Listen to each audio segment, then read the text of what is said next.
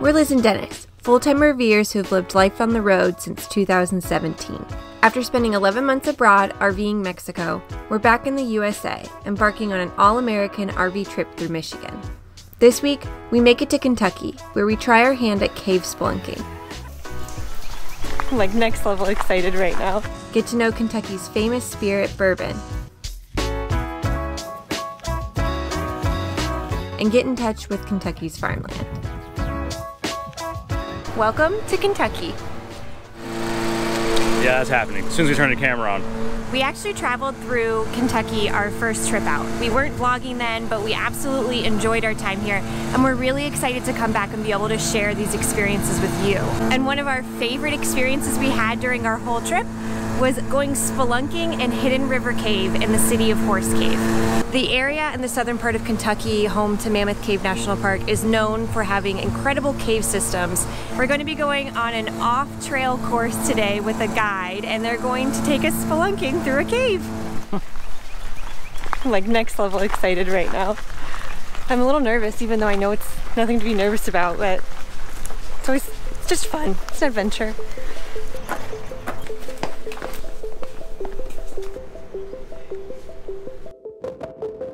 The city of Horse Cave was founded in the 1800s and established around the cave, which covers 10 square miles below the town and connects to nearby Mammoth Cave. It's also a wet cave, connecting to the aquifer below with a river running through it.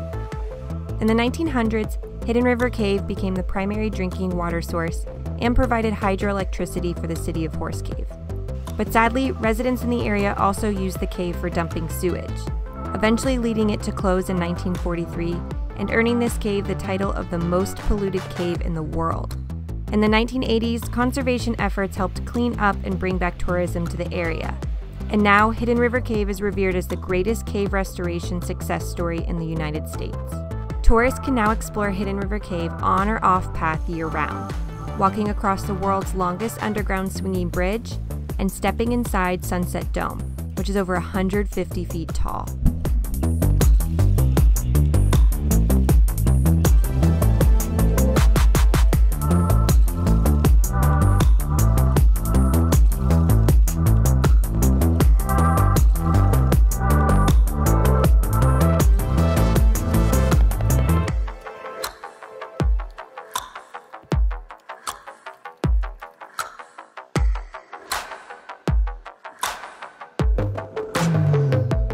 So muddy. I'm like covered in water.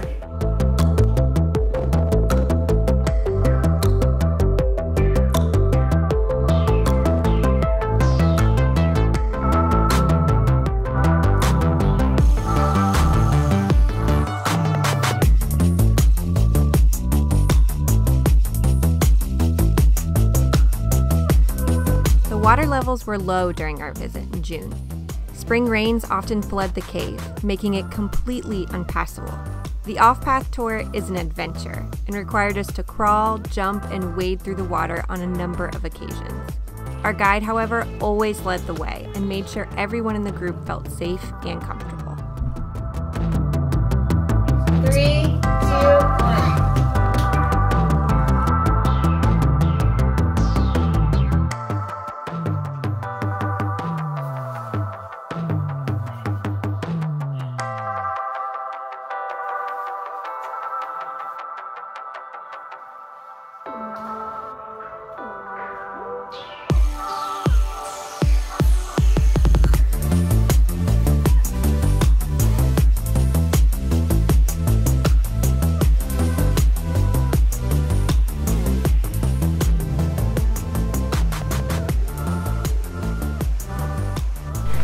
I think my hair is a little crazy after the helmet. Got helmet head? Helmet head. Oh, that was absolutely awesome. Yeah. Even though we've done that cave experience before, it was just as amazing as the first time. Things don't change completely, but it's always so different, and then each guide has their own little bit to share, and they'll usually take you in a different little part of the cave that other guides won't. So doing it more than once is definitely recommended. And it's just something so cool and unique about being in this cave. You truly feel like an explorer. It's so dark, completely pitch black if you just didn't have your headlamps, and sometimes you just kind of look around and think like, holy moly, I'm over 100 feet underground exploring this cave system. What is my life? Super recommend this experience. It's something you won't be able to experience if you go just to Mammoth Cave. They have some really cool cave tours at Mammoth Cave National Park, and they're just very different. Right. This is an adventure seeking experience. There's on trail and off trail, and if you take the off trail tour, they'll actually take you through the on trail tour also, so you get to see the entire cave. And even if this isn't something you would normally do, I would challenge you to try something that's out of your comfort zone. There were children as young as 8 years old on our tour group, and they did awesome. Yeah. The first time we did it, I was really nervous about like kind of being claustrophobic. It was so out of what I normally would push myself to do.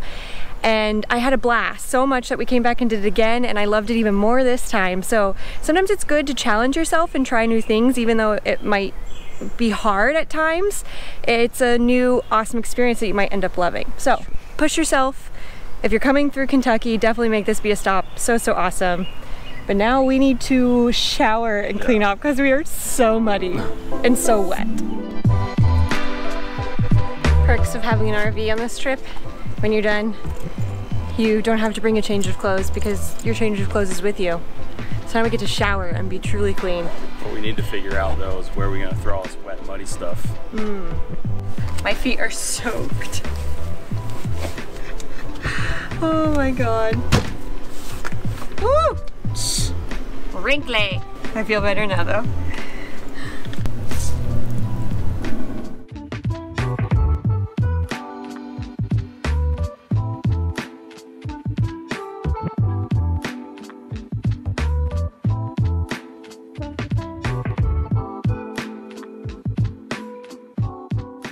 We made it to Bardstown, the bourbon capital of the world, and just a quick 45-minute drive from Horse Cave. We made it to our spot for the next week, which is my old Kentucky home state park. It's a really nice state park. It has a golf course here as well. We have electricity, water, there's a dump station here, but the sites are super unlevel. It took us forever to park and get into a spot. But it's smack dab in the center of Bardstown, making it a very convenient way to explore all of the distilleries in this area, because there are a ton to explore. Bourbon has a long history in Kentucky, dating back to the founding of our country. This now billion-dollar industry has put Kentucky on the map as the #1 provider of bourbon in the world, and where 95% of all bourbon is made. The limestone bedrock that sits below much of this area is a large part of what makes Kentucky bourbon so special. The limestone filters the water, removing iron, and produces water rich in magnesium and calcium, which helps yeast during the distillation process. There are 38 distilleries on the Bourbon Trail, which runs from Lexington to Louisville, so there is no shortage of distilleries to visit. We started our bourbon experience at Maker's Mark, one of our personal favorites.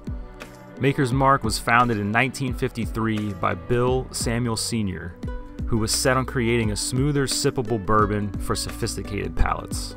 Margie, Bill's wife, played a huge role in creating the Maker's Mark brand we know and love today. Margie chose the name Maker's Mark, designed the font and labels, and conceived the idea behind the signature hand-dipped red wax and shape of the bottles. For every dollar that went into bourbon making, Margie used the dollar to beautify the grounds around Star Hill Farm, where the distillery is located. Christopher, our guide, did an amazing job of showing us around the beautiful property and explaining the bourbon making process here at Maker's Mark.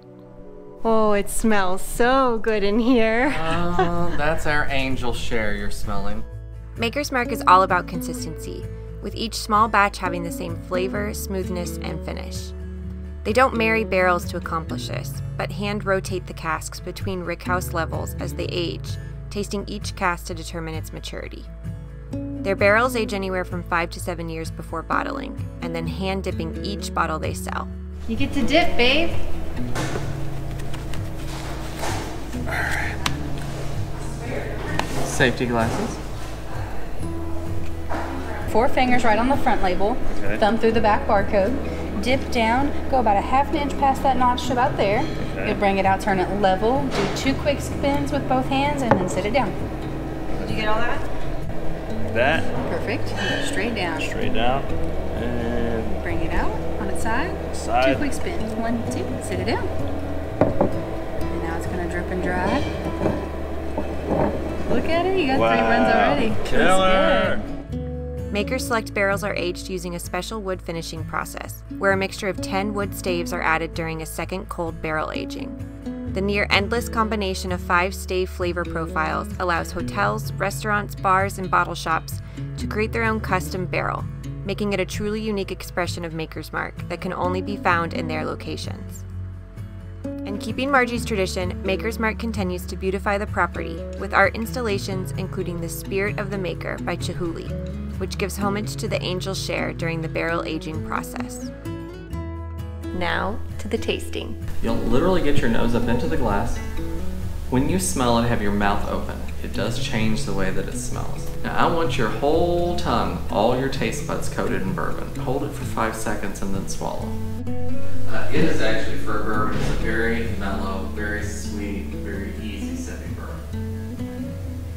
Apparently in 1958 this was really unusual. Oh, So I most like this. Normally I just don't ever drink any of the bourbon when he drinks it. I just know he likes Maker's Mark.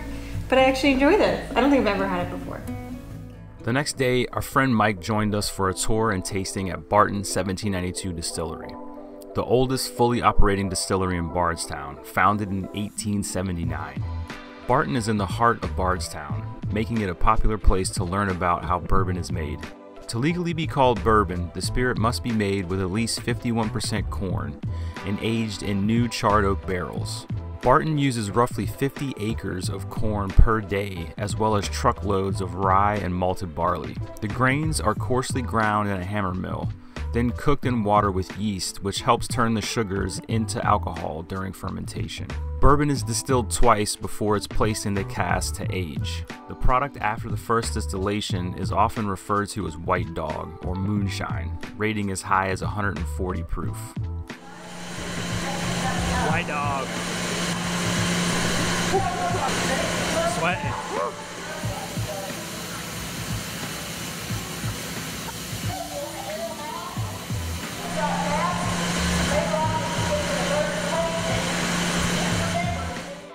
There are 9.1 million barrels of bourbon aging in Kentucky right now, which is 2 barrels for every person living in the state. Barton 1792 has 31 rick houses to age their bourbon, all 7 stories tall, with some holding as many as 50,000 barrels of bourbon each. Barton 1792 is one of the largest bourbon distillers in the world.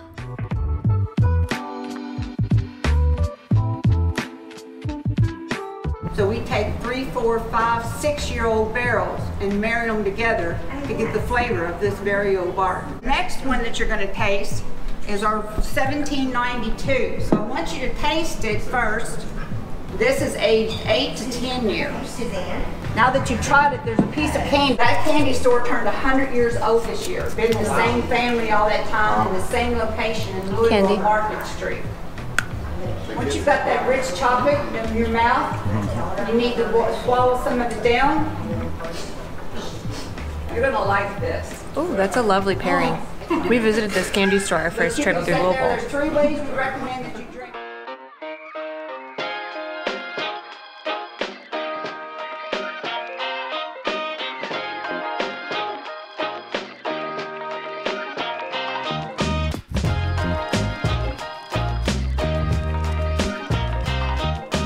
In some strange circle where he owned drug companies and whiskey distilleries, and he would sell them between the 2 companies, and his employees would steal the whiskey and sell it off, and he would make money doing it that way.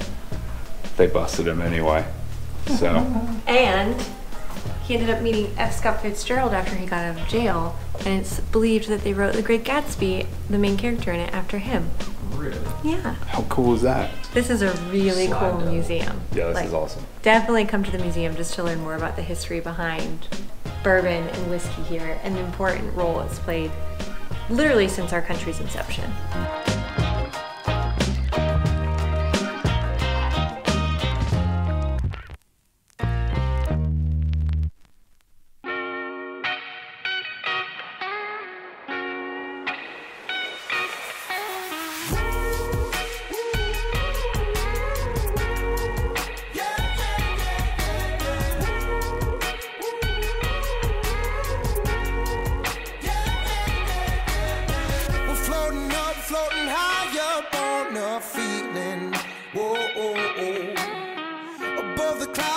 There's no rooftop, no ceiling. Whoa, oh, oh. Into a place where the light can't come, eclipse the sun. This is heavenly. All I want, all I need is right here next to me. It can't get better than this. I'm in heaven. If there's one thing you do when you're in Bardstown, is treat yourself to lunch at Willett. That was absolutely spectacular. All of the dishes were so creative and flavorful and perfectly balanced. It was awesome. It's definitely something you want to make a reservation for. They only serve food until 6 p.m. So you can book online through their website, book a tour at Willett as well. It's a really cool distillery. We've come here in the past and really enjoy their bourbons here. But this is a must-do activity if you're coming to the area.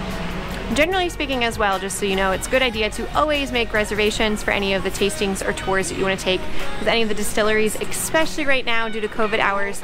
They're doing restricted showings, so it's smaller groups and less frequently, so be prepared.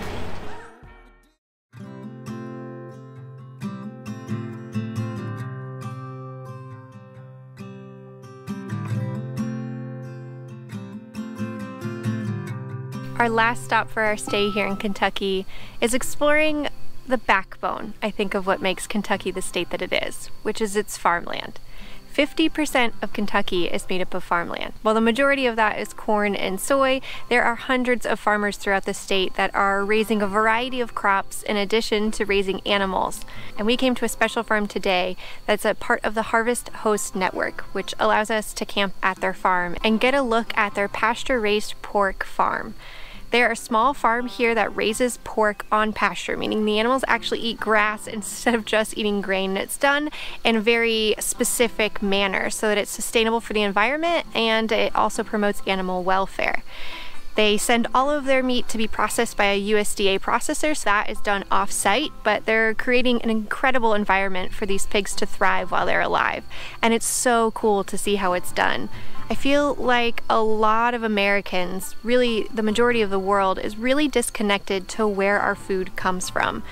The convenience and ease of being able to go to a grocery store and pick up absolutely anything you can imagine for a relatively low cost removes a huge part of what happens in our food system, which is knowing who is creating your food and where it's coming from. Knowing who your farmer is and how the animal or the produce that you're eating is raised and cultivated is super important, not just for your own health and making sure that you're putting the best thing possible into your body, but also for the environment. So it's really cool to be able to stay at a farm like this, something that we truly believe in that's being done in a sustainable manner, and be able to support the business while we're at it. It also doesn't hurt that we have killer views for the evening. It is absolutely beautiful here. We're going to be picking you up next week as we start our explorations in Michigan, so we have a lot of fun stuff coming your way. But we hope you enjoyed exploring Kentucky with us. It's such a beautiful state with so much to offer, and we hope we gave you some fun ideas for when you come through Kentucky on your own. If you did enjoy this video, make sure to let us know in the comments. Of course, give the video a thumbs up and subscribe if you haven't subscribed to the channel yet. We'll see you next week.